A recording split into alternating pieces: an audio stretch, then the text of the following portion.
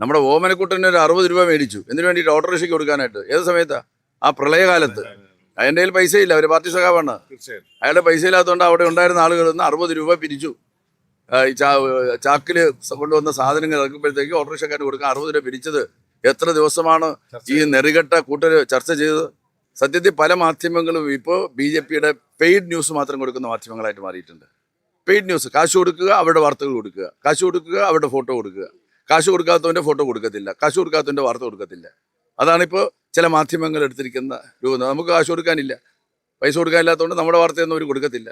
കൊടുക്കണ്ട. ജനങ്ങളുടെ മുന്നിൽ നമുക്ക് ഈ വിഷയങ്ങൾ എത്തിക്കാനായിട്ട് നവമാധ്യമവും നിങ്ങളുടെ ഇതുപോലുള്ള യൂട്യൂബ് ചാനലുകളും ഒക്കെ തന്നെ സജീവമായിട്ട് രംഗത്ത് വരണം. അപ്പോൾ ജനങ്ങളുടെ മുന്നിലെത്തും. നമ്മുടെ സംസ്ഥാനത്തുണ്ടായിട്ടുള്ള ഒരു ഭാഗ്യമാണ് പിണറായി വിജയന്റെ നേതൃത്വം എന്ന് പറയുന്നത്. ഒരു കുടുംബത്തിൽ തന്നെ എടുത്തു നോക്കിയാൽ ഒരു കുടുംബത്തിന് നല്ലൊരു നാഥനുണ്ടെങ്കിൽ മാത്രമാണ് കുടുംബത്തിന് ഐശ്വര്യം ഉണ്ടാവുക, കുടുംബത്തിന് വളർച്ചയുണ്ടാവുക. നമ്മുടെ സംസ്ഥാനത്തിന് യഥാർത്ഥത്തിൽ ഒരു നാഥനുണ്ടായി. അദ്ദേഹത്തിന്റെ നേതൃത്വത്തിൽ, മുഖ്യമന്ത്രി നേതൃത്വത്തിൽ കഴിഞ്ഞ 10 വർഷക്കാലമായി നടക്കുന്നതായിട്ടുള്ള വികസന പ്രവർത്തനങ്ങൾ നമ്മുടെ നാടിൻ്റെ സമസ്ത മേഖലകളിലെയും പുരോഗതിക്ക് സഹായകരമാണെന്ന് ജനങ്ങൾ അനുഭവിച്ചറിയുന്നുണ്ട്, കണ്ടറിയുന്നുണ്ട്, തൊട്ടറിയുന്നുണ്ട്. എല്ലാവരും കാണുന്നുണ്ട്. സുതാര്യമാണ് ഗവൺമെൻറ് പ്രവർത്തനങ്ങൾ എന്ന് പറയുന്നത്.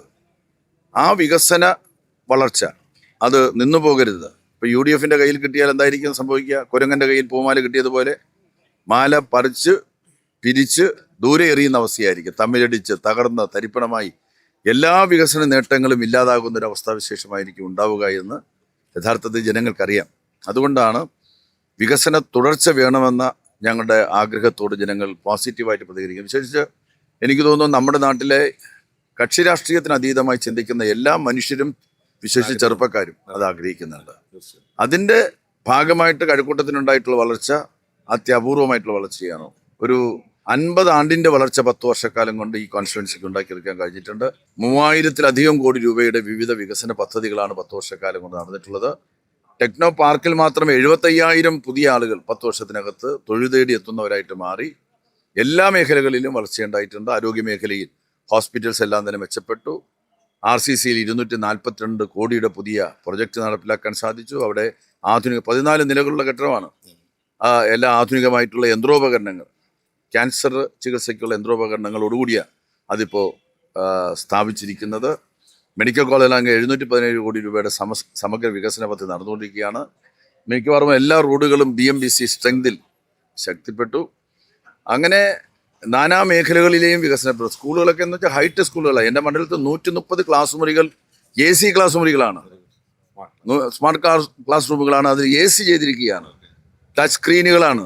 ചില ഊട്ടിയിലോ കൊടൈക്കനാലിലോ ഒക്കെയുള്ള ചില പ്രത്യേക സ്കൂളുകളെ കുറിച്ച് കേട്ടിട്ടുണ്ട്. അത്തരം സ്കൂളിന് സമമായ സ്കൂളുകളാക്കി സർക്കാർ വിദ്യാലയങ്ങൾ മാറ്റാൻ കഴിഞ്ഞു. രാവിലെ അവർക്ക് ആഹാരം കൊടുക്കുന്നു, ഉച്ചയ്ക്ക് നല്ല ഭക്ഷണം കൊടുക്കുന്നു, പിന്നെ സൗജന്യമായിട്ട് പുസ്തകം കൊടുക്കുന്നു, യൂണിഫോം കൊടുക്കുന്നു.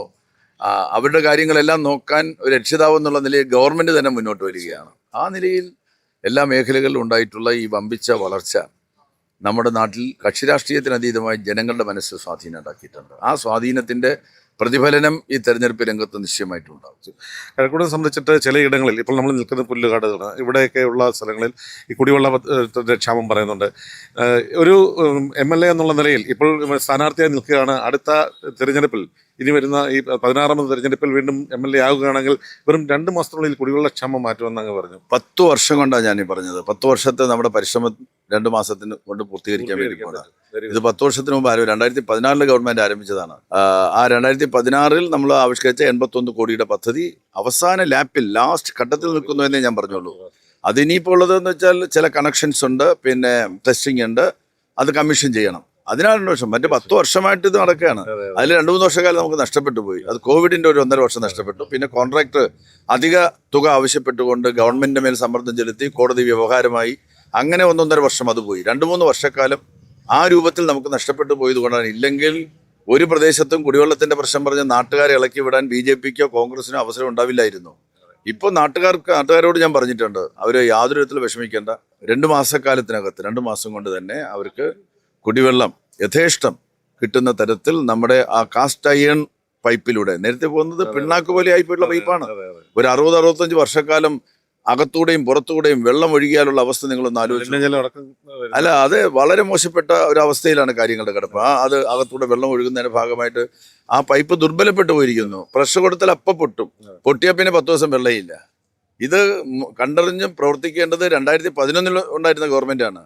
2016 വന്നപ്പോഴാണ് നമ്മളിത് ടേക്കപ്പ് ചെയ്തത്. 10 വർഷം വേണ്ടി വന്നു നടപ്പിലാക്കാനായിട്ട്.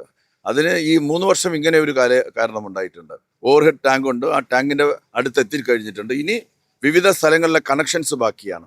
ആ കണക്ഷൻസ് നടത്തി ടെസ്റ്റിംഗ് നടത്തി അത് കമ്മീഷൻ ചെയ്ത് കഴിഞ്ഞാൽ നമുക്ക് കുടിവെള്ളം നമുക്ക് യഥേഷ്ടം കിട്ടുന്നതായിട്ടുള്ള അവസ്ഥയുണ്ടാവും. അത് എൻ്റെ കുറ്റമല്ല, ഞാനാണ് ഇപ്പോഴെങ്കിലും കുടിവെള്ളം ഈ നിലയിൽ കിട്ടുന്നതിന് വേണ്ടിയിട്ടുള്ള സമാന്തരമായിട്ടുള്ള പൈപ്പ് ലൈൻ സ്ഥാപിക്കുന്നതിന് വേണ്ടിയിട്ട് ഒരു പദ്ധതി തയ്യാറാക്കി നേതൃത്വം കൊടുത്തു. അത് ജനങ്ങൾക്ക് ഇന്ന് ബോധ്യമുണ്ട്. നമ്മുടെ മാധ്യമങ്ങൾ എന്ന് വെച്ചാൽ കോർപ്പറേറ്റ് വൽക്കരിക്കപ്പെട്ട മാധ്യമങ്ങളാണ്. ഇപ്പോൾ മലയാള മനോരമ, അതിൻ്റെ മുതലാളി എന്ന് പറയുന്നത് കമ്മ്യൂണിസ്റ്റുകാരൻ കേരളത്തിൽ അധികാരത്തിൽ വന്ന് ഞാനും എൻ്റെ കുടുംബം വിഷം കഴിച്ച് ആത്മഹത്യ ചെയ്യുമെന്ന് പറഞ്ഞ മാമൻ മാപ്പിളയാണ്. മറ്റു പത്രങ്ങൾ ഇപ്പോൾ BJPയുടെ സംസ്ഥാന അധ്യക്ഷനുണ്ടല്ലോ, അദ്ദേഹത്തിൻ്റെ പിന്നെ ചാനലാണ് ഏഷ്യാനെറ്റ് എന്ന് പറയുന്ന ചാനൽ. മറ്റ് ചാനലുകൾ പലതും എല്ലാം തന്നെ ഏതാണ്ട് 90% മാധ്യമങ്ങൾ വെസ്റ്റേൺ ഇൻട്രസ്റ്റ് എന്ന് പറഞ്ഞാൽ അവർ കോർപ്പറേറ്റ് താല്പര്യങ്ങളാണ്, സമ്പന്ന വർഗത്തിൻ്റെ താല്പര്യങ്ങളാണ്. അവർ ഇടതുപക്ഷത്തിൻ്റെയോ കമ്മ്യൂണിസ്റ്റ് പാർട്ടിയുടെയോ നിലപാടുകൾ ഒട്ടും തന്നെ അംഗീകരിക്കുന്നവരല്ല. അവരിൽ നിന്ന് നമുക്ക് നന്മ കിട്ടുമെന്ന് പ്രതീക്ഷിക്കേണ്ട കാര്യമില്ല. നസ്രത്തിൽ നിന്ന് നന്മ പ്രതീക്ഷിക്കേണ്ട കാര്യമില്ല എന്ന് ഒരു ചൊല്ലുണ്ടല്ലോ, അതുപോലെയാണ് ഈ മാധ്യമങ്ങൾ നമുക്ക് വേണ്ടി ഒന്നും പറയത്തില്ല. അവർ ഏതെങ്കിലും സത്യസന്ധമായിട്ടുള്ള കാര്യങ്ങൾ പുറത്തു കൊണ്ടുവരാൻ വേണ്ടി ശ്രമിക്കുന്നുണ്ടോ? ഒന്നും പുറത്തു കൊണ്ടുവരുന്നത്. ഇപ്പം തന്നെ എന്താ ഈ കഴിഞ്ഞ ദിവസങ്ങൾ വിവാദമായത് എന്താ? ഹരിയാന സംസ്ഥാനത്ത് കോൺഗ്രസിന്റെ സ്ഥാനാർത്ഥി പട്ടിക തീരുമാനിക്കുന്നതിൽ കോടികളുടെ അഴിമതിയാണ്. വാങ്ങിയ കാശ് തിരിച്ചു തരണം. സ്ഥാനാർത്ഥി ആകാൻ പറ്റാത്ത ആള് ഞാൻ വേണുഗോപാലിനും അതുപോലെ ഇന്ന ആളുകൾക്ക് പിന്നെ രാഹുൽ ഗാന്ധിക്ക് അദ്ദേഹത്തിന്റെ പ്രൈവറ്റ് സെക്രട്ടറിക്ക് ഇവർക്കെല്ലാം കൊടുത്ത കാശ് തിരിച്ചു കിട്ടണമെന്ന് പറഞ്ഞുകൊണ്ട് രാഹുൽ ഗാന്ധിയുടെ വീട്ടുപടിക്കൽ സമരം ചെയ്യാണ്. ഇത് ഏതെങ്കിലും മാധ്യമം ഇവിടെ പുറത്ത് കൊണ്ടുവന്നോ? നമ്മുടെ ഓമനക്കുട്ടന് ഒരു 60 രൂപ മേടിച്ചു. എന്തിനു വേണ്ടിയിട്ട്? ഓട്ടോറിക്ഷയ്ക്ക് കൊടുക്കാനായിട്ട്. ഏത് സമയത്താ? ആ പ്രളയകാലത്ത്. അതിൻ്റെ കയ്യിൽ പൈസ ഇല്ല, അവർ പാർട്ടി സഖാവാണ്. അയാളുടെ പൈസ ഇല്ലാത്തതുകൊണ്ട് അവിടെ ഉണ്ടായിരുന്ന ആളുകളിൽ നിന്ന് 60 രൂപ പിരിച്ചു. ചാക്കിൽ കൊണ്ടുവന്ന സാധനങ്ങൾ ഇറക്കുമ്പോഴത്തേക്ക് ഓട്ടോറിക്ഷക്കാരന് കൊടുക്കാൻ 60 രൂപ പിരിച്ചത് എത്ര ദിവസമാണ് ഈ നെറികെട്ട കൂട്ടർ ചർച്ച ചെയ്തത്? കോടിക്കണക്കിന് രൂപ സ്ഥാനാർത്ഥിത്വം കൊടുക്കാമെന്ന് പറഞ്ഞു. നമ്മുടെ സ്റ്റേറ്റ് നമ്മൾ എവിടെയെങ്കിലും കേട്ടിട്ടുണ്ടോ?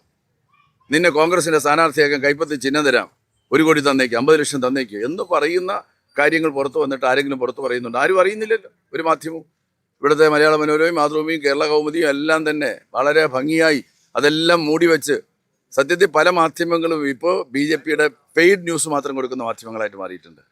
പെയ്ഡ് ന്യൂസ്, കാശ് കൊടുക്കുക, അവരുടെ വാർത്തകൾ കൊടുക്കുക, കാശ് കൊടുക്കുക, അവരുടെ ഫോട്ടോ കൊടുക്കുക, കാശ് കൊടുക്കാത്തവൻ്റെ ഫോട്ടോ കൊടുക്കത്തില്ല, കാശ് കൊടുക്കാത്തവൻ്റെ വാർത്ത കൊടുക്കത്തില്ല.